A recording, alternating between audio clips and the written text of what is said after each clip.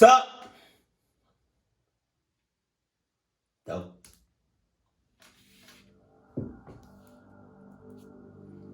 Right. Okay. First show.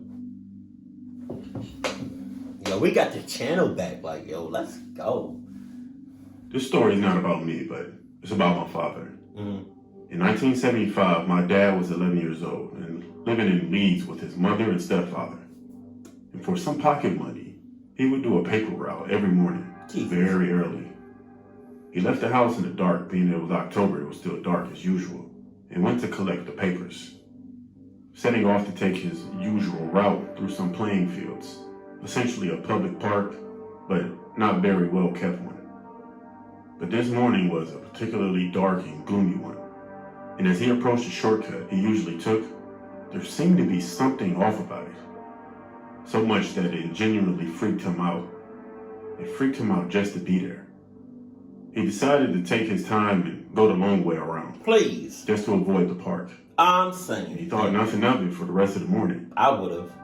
When he got to school after his paper route, everyone was freaked out. And upon asking his friends what was going on, they told him that this woman had been murdered with a hammer and stabbed in the neck earlier that morning. Yo, to be murdered with a hammer? That's awful. That's evil. That's like killing somebody with a hammer is like killing somebody with paper cuts, and then throwing them in a pool of lemon juice. Oh my God! I think I would rather die.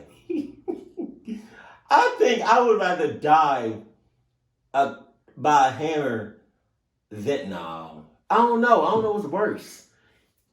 Being clucked up to the max by a hammer, or getting paper cuts all over your body and being thrown in a deep pool of lemon juice or hand sanitizer. Jesus. In the same playing fields that he decided not to go through. On the same pathway too. Probably just a major coincidence, but a very lucky one at that.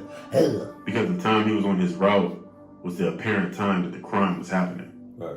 This turned out to be the first of 13 gruesome murders committed by the notorious Peter Sutcliffe, who's also known as the Yorkshire Ripper. I'm glad my father didn't go that way that morning. Peter Sutcliffe? Who names their child that? If I met you and you said your last name was Sutcliffe, first of all, what you sucking on?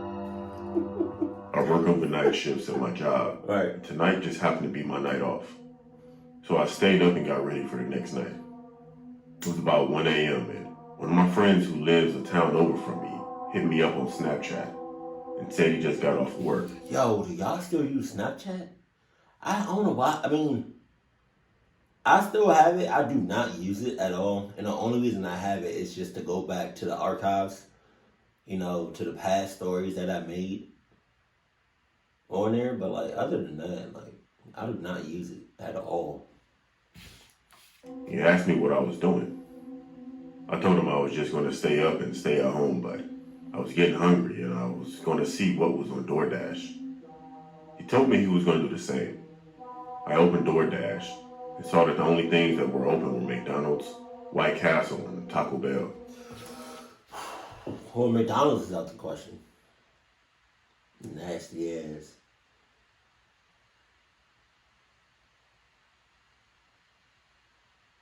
Does Taco Bell use real meat? 100%. You know what? I'm going to just be starving the rest of the night. I decided to try Taco Bell this time since usually they weren't open this late. And I guess they finally hired enough staff to work the closing shift. I ordered the grilled cheese burrito box. In about 5 minutes of us waiting on my order, was finally accepted by the Dasher, which is usually pretty quick at this time of night around there. My friend texted me back on Snapchat and said that he not only ordered the same thing that I did, but the same Dasher I had also picked up his order. Our Dasher would be going to my friend first though.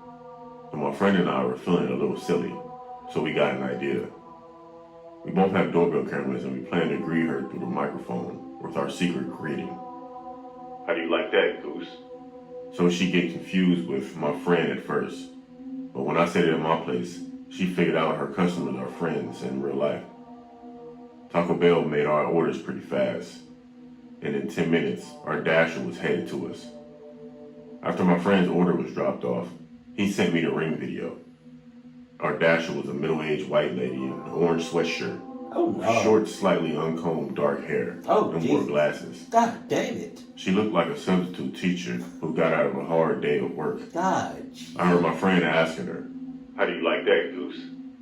She looked confused at first and replied, "That what?"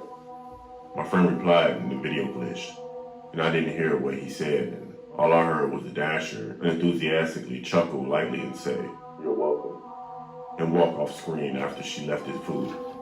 I assumed our Dasher was one to take a joke, so I already knew what to expect.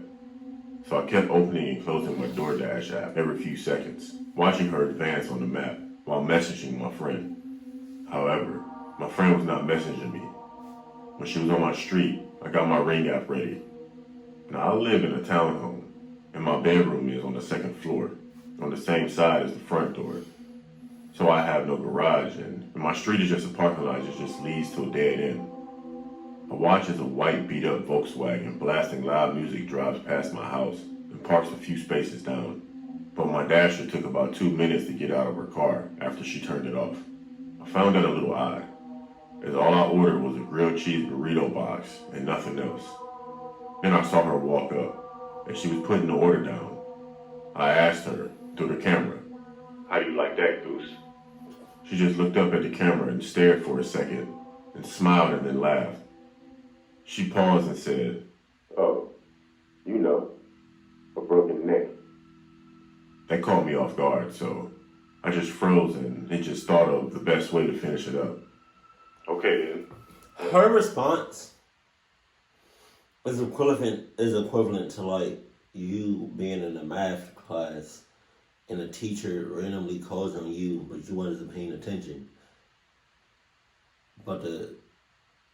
So you just say like something random.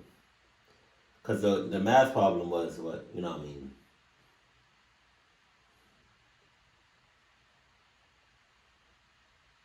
$97 times 98. But because you wasn't paying attention, you just said something off the wall. Something like,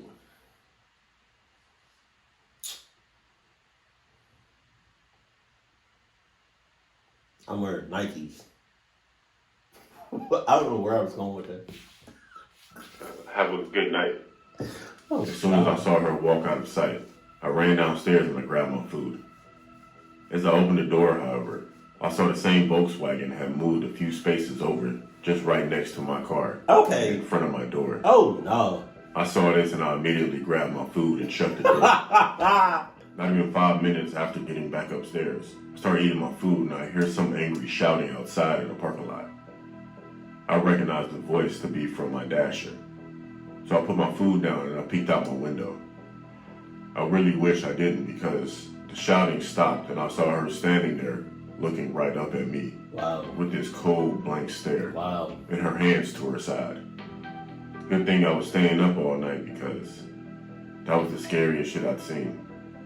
I turned out all the lights upstairs and I waited. I wasn't too worried about her trying to hurt me because I'm a pretty big guy. It could probably take her if it came down to it. But instead, I guess I was a little naive and texted the Dasher trying to explain to her that it was all just a joke. Nice. If that's what she's upset about. And didn't want any trouble. But I got no response. I was relieved when I heard her car start up and play loud music and then drove off. My friend then texted me and I told him everything that happened.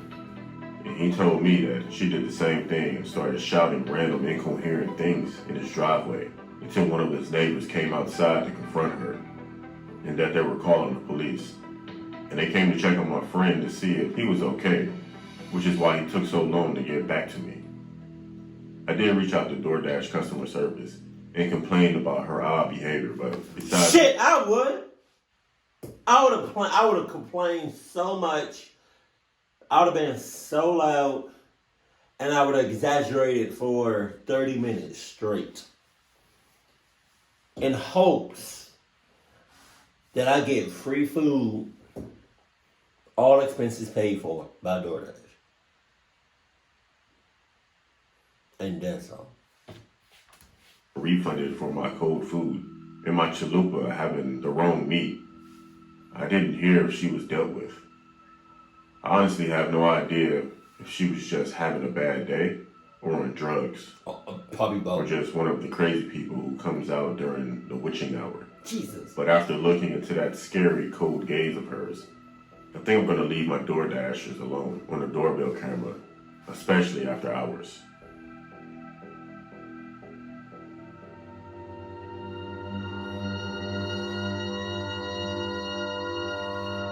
Right. Okay. The story takes place in 1977. Jesus. My brother was little at the time and had been at a friend's house. I don't remember what the occasion was, but my parents were picking him up. It was late at night in the winter. My parents picked my brother up, loaded him into the car, and they started driving home. As they were leaving the neighborhood to get to the main road, they see a man come out of the woods with a shotgun, and he got into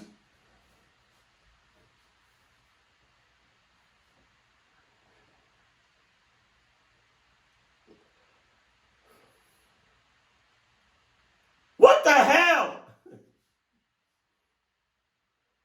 First of all,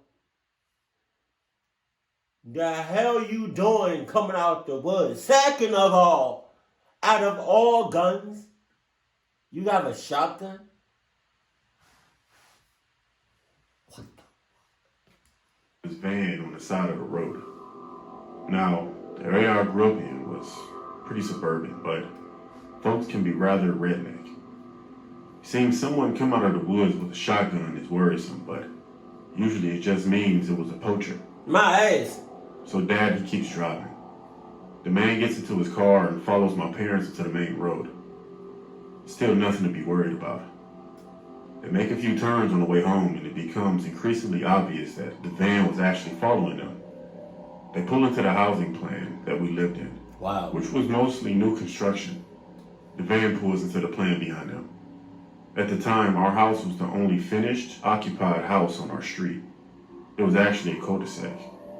The street lights haven't even been turned on yet, so it was pitch black. Winter, cold, and isolated. The van pulls into our driveway behind my dad. Dad gets out of the car, sends Mom and my brother into the house, and tells them to lock the door. He waits till they get inside, then he walks up to the van. He stands at the nose of the car, and he just stares at the man inside. Jesus. He waits. No questions, no bravado, no nothing. He just stands there and he waits. Very intimidating. Now what you need to know about my father at the time, he had a full ride scholarship for football in college. Dropped out and decided it would be fun to join the military and volunteer to go to Vietnam instead. It would be fun. Because he was bored. He spent a year on some godforsaken It would be fun. You were bored? It would be fun? How much fun is it you getting clocked up to the max? How much fun is it you hopping around because you lost a leg?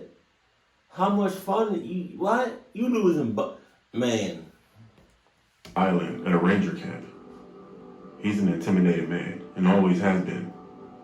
Without being overly tall or large, he has a presence. You just don't want to mess with him.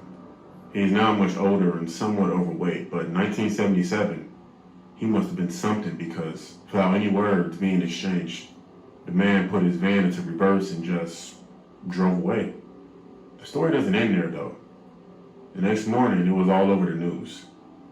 A man had been murdered the night before in the housing plan my parents picked my brother up from. Just a street away, a man had been shot through his living room window with a shotgun. God. He died on the floor while his wife tried to run away, and his kids were asleep upstairs. The wife led the man through the woods on a chase. They found her body a few hours later in the woods, the same area where my family saw that man come out. It turns out it was Edward Surratt. He was a serial killer. God damn it. And that was the man that my father encountered that night. I mean, I would have expected something like that. First of all, you coming out the woods. That I mean, that's that. Right. And two, you have a shotgun.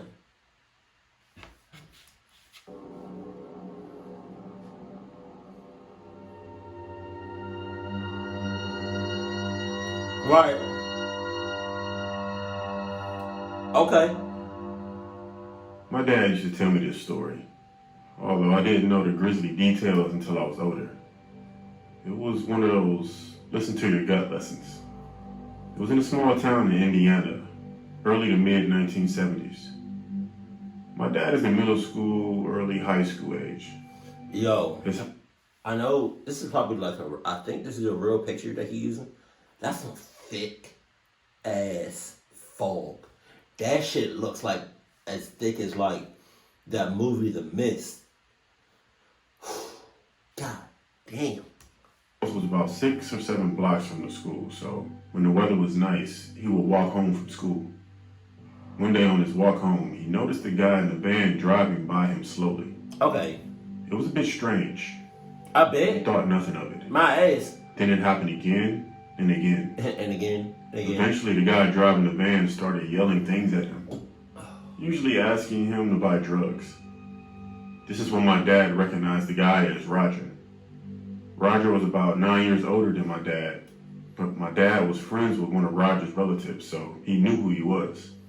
Anyway, the cycle of Roger following my dad for blocks as he walked home and asking him to buy drugs continued for who knows how long. My dad always got this gut feeling that something was deeply off about Roger. You think? He was so afraid that when Roger yelled, he wouldn't even respond. He just stared at the ground until he reached his house. The walks must have seemed like they took forever. My dad was one of those kids who seemed to grow a foot taller over one summer, so he isn't sure if Roger stopped because my dad became more physically intimidating or he just moved on. But either way, he was glad when interaction stopped. But fast forward to Valentine's Day 1977.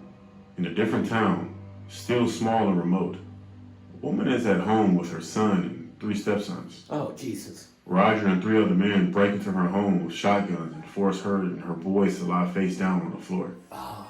Roger and the gang threaten and taunt them for hours before shooting them one by one. God damn. One of the shots partially blew off the wig that the mother was wearing. Roger thought her skull was blown off and he assumed that she was dead. So he stopped shooting. She survived and later described hearing a horrible noise as she lay there, and then realizing that she was hearing the blood drain from her son and stepsons. She described it as almost like a waterfall. Roger and his gang got away with about $40, but it was never about robbery. It was about the thrill of taking a human life. What the hell? The mother eventually identified Roger and the 3 other men as the perpetrators, with Roger being the ringleader. Indiana didn't have the death penalty at the time, so each man was sentenced to multiple life sentences. But Roger, he recently died in prison. I know that it's unlikely that my dad would... So if you get 1 life sentence, aren't you in jail forever? What's the point of saying you get multiple life sentences? You're not living more than 1 life. Who does that affect? Saying you get 5 life sentences. What? Maybe I just don't know the whole judging, like judge. Maybe I just don't understand like the sentence in the jail life. I don't want to know. But I'm just saying, like it just seems like a little. I don't understand that. It just seems a bit excessive. Just say 1 life. Been murdered by Roger had he gotten in the van or brought drugs from him. But the fact that he was so close so often to someone who was capable of doing something like that is very unsettling.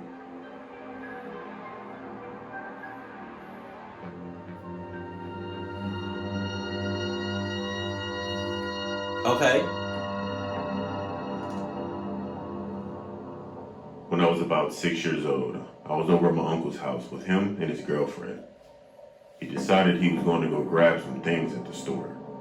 And being a hot summer day, I stayed at his place watching some Disney movie while his girlfriend hopped in the shower. For some context, my uncle lived in a small one-bedroom apartment. The layout went like this: living room, dining room, / kitchen attached to the balcony, and his room and bathroom were in the back. While watching the movie, I peered up and I saw a woman approach through the kitchen. She had long dark hair and looked super pale. She walked out of the kitchen toward the balcony. As she was walking, she stopped and turned her head to me and gave me a stone-cold stare of intimidation. She got to the balcony door and just vanished. Oh, God. Being a 6-year-old who didn't know who that was or what was happening, I screamed at the top of my lungs.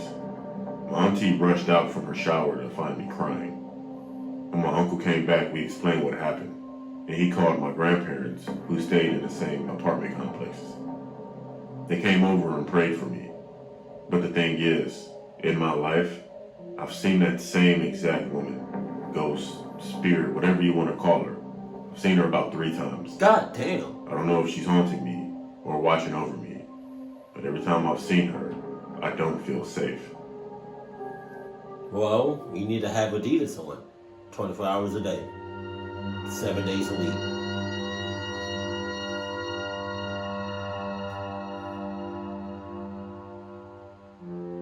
I had just moved into my first apartment, and I was in the process of unpacking. All right. The door that led into my apartment locks itself automatically when closed. Okay. So I was going to the entrance of the apartment complex to get my mail while talking on the phone with my boyfriend. I returned to my apartment and sat on the bed while opening the mail while using the phone.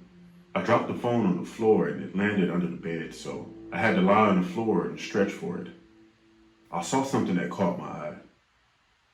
There was someone under my bed. My eyes widened and I choked the urge to scream. The person under my bed was lying still with his back toward me and his head to his chest. So I couldn't see his face, and he didn't see me. Trying to be rational while so many thoughts rushed through my head, I picked up my phone and said, "Sorry, my phone, I'm just going to take a shower and call you back." The bathroom was right by my bed, so I hastily walked in, and I quietly locked the door, turned on the shower, jumped out my window, which my apartment's on the first floor, and I called the police. They told me to wait nearby, but to go across the street and see if anyone comes out the door of the apartment complex. This was during the summer and it was still light out.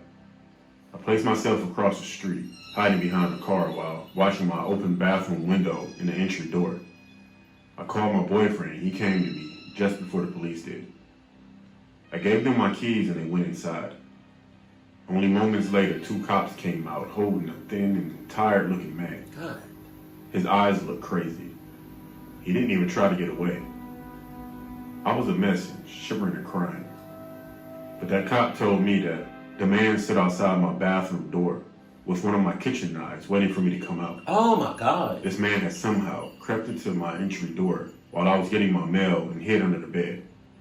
The man that was trying to hurt me turned out to be some homeless person and was placed into a mental hospital. My boyfriend moved in with me the next day. Luckily, nothing happened.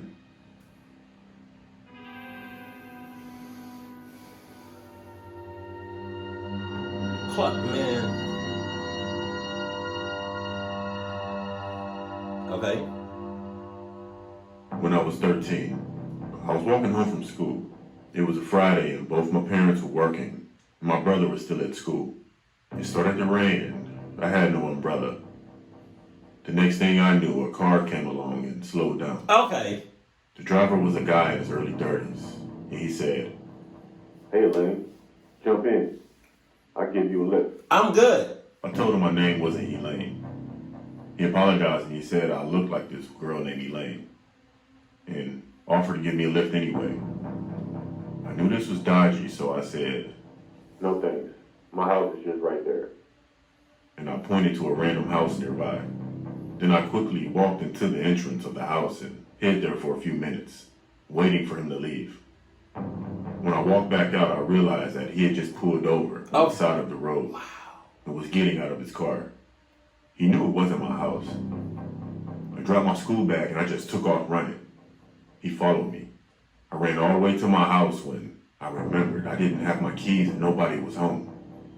I was absolutely terrified. I started banging on the front door and all of a sudden it opened. My brother was standing there. He had stayed home sick from school that day. I was crying so much that I could barely talk and I just kept pointing at the man coming up the road. My brother grabbed a baseball bat and ran outside. As soon as the man saw my brother, he ran back to his car and jumped in and sped off. We didn't manage to get his license plate number, so he was never found. But I'm sure he wanted to kidnap me and possibly hurt or kill me. It was very scary and I was so lucky that my brother was there. Or I might have just become another statistic. But wait a minute now. You ran back to your house. Shit. You're not supposed to do that in a cluck situation. You're supposed to run in all directions, zip, zapping, and zerning. What? Bobbing and weaving, jumping over shit on some Olympic shit until you get somewhere safe or go to the police station, but never to your house. You can go to your friend's house, somebody else's house, not to your own house.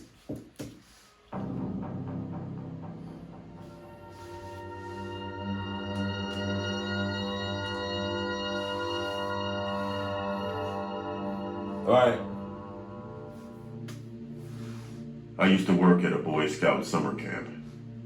Every week I had to take a big group of campers to a secluded spot for their wilderness survival badge, where they had to build shelter out of sticks and leaves Jesus. and sleep in it overnight. Okay. The spot was only about a half a mile from the main camp. But we took them on a crazy route that made it seem really secluded. Anyways, on this one night, all the campers had made their shelters. We had cooked dinner, and we were all just sitting around the campfire.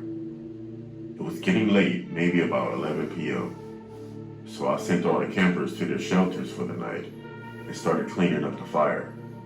That's when we heard in the distance what sounded like church bells. They were pretty faint, but myself and my fellow staffers could definitely hear them. They went on for about 30 minutes on and off, ringing every 30 seconds. God damn. We were all freaked out, as there were no churches or towns within 20 miles of us. After the bells stopped, the singing started. It was too faint to hear the words, but it sounded like church choir music. But it was a lot of people, a lot more enthusiastic. Also, it was almost midnight at this point.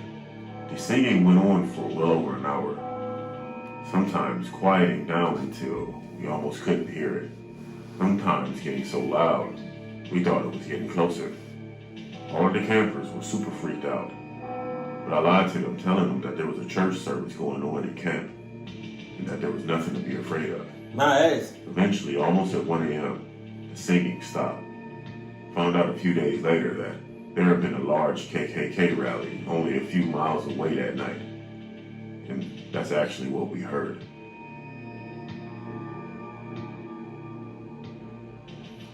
Man, if I ever see that shit, I'm clocking you up on sight.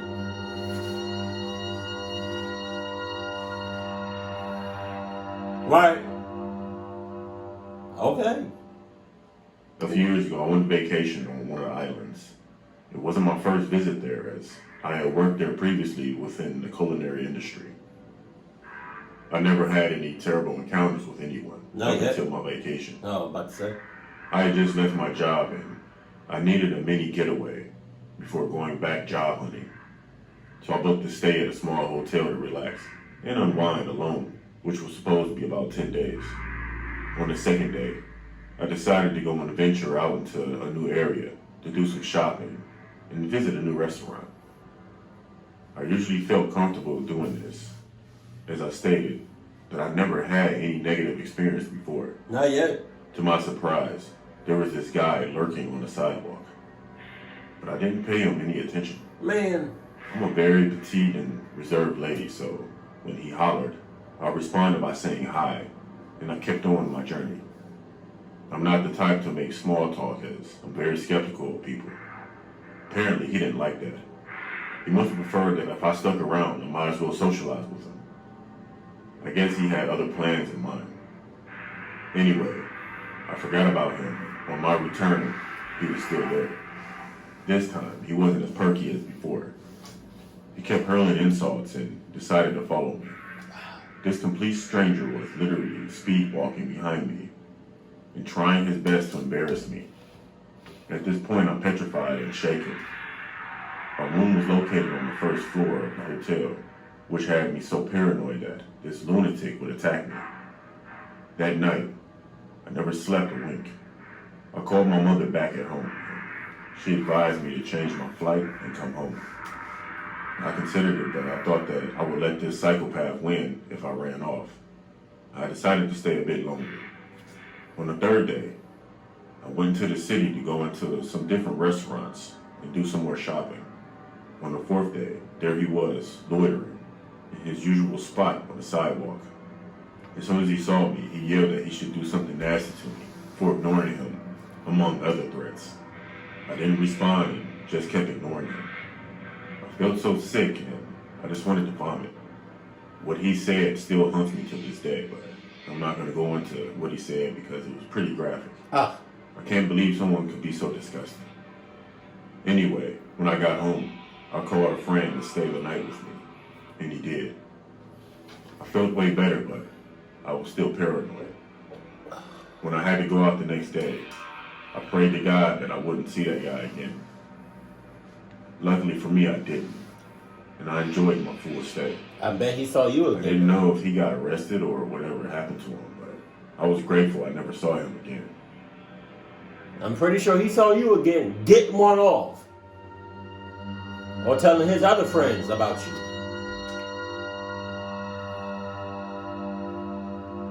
Okay.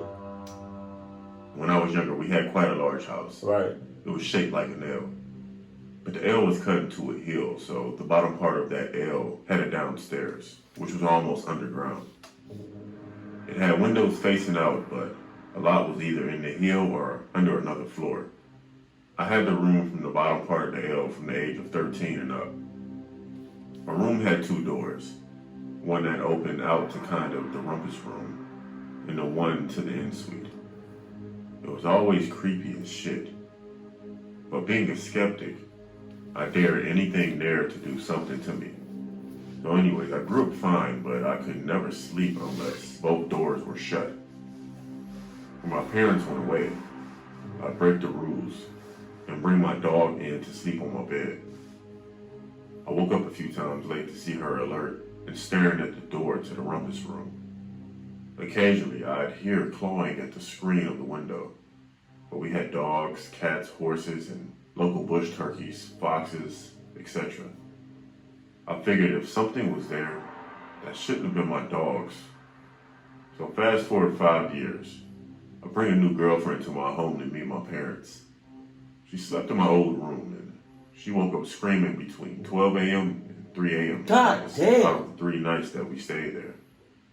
I've been with her for 5 years since, and it's only happened in that room. She won't sleep in that house anymore. My parents let my younger sister move into the room about 4 years ago. She asked me recently if I ever heard scratching on the window late at night. Both of the dogs we had, plus the cat and the horses, are all dead. It being roughly 10 years later, so the scratching is likely independent of the pets, unless the local animals are messing with us. She also said that she can't sleep unless both doors are shut, and she'll often put door stops under both doors, so if she hears either of the doors open. She Googled some stuff and decided to sage the room, and said she's had hectic nightmares since and woke up screaming late at night a few times. For reference, she was about 14 when the night terrors happened with my girlfriend, so we never told her. As I said, I'm a skeptic, but it's still pretty creepy.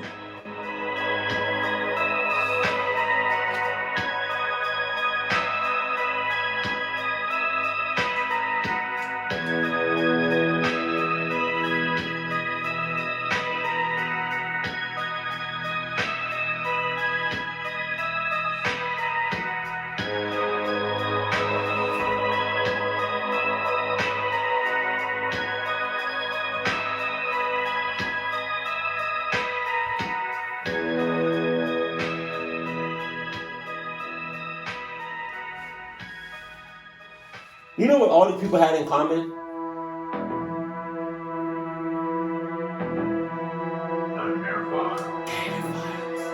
You know what all these stories had in common? Not every one of them had Adidas on. And if they did, they would have not been in this situation. With that being said, if you're in a position, like a club position, and you're just like, what? You trying to fight the ghost or establish dominance by saging the shit or blocking off some shit. Excuse me. You know, or putting door stops underneath the door, or blocking out the windows, wooding up the window. Like, if you're doing all that shit, you might as well just cut your losses and just accept your fate. Because it's like, you're just doing too much at that point. What you need to do is, once you first encounter the shits, get out the shits. Don't try to fight it. Don't establish dominance. Don't try to block off nothing. Don't put no door stops underneath the door.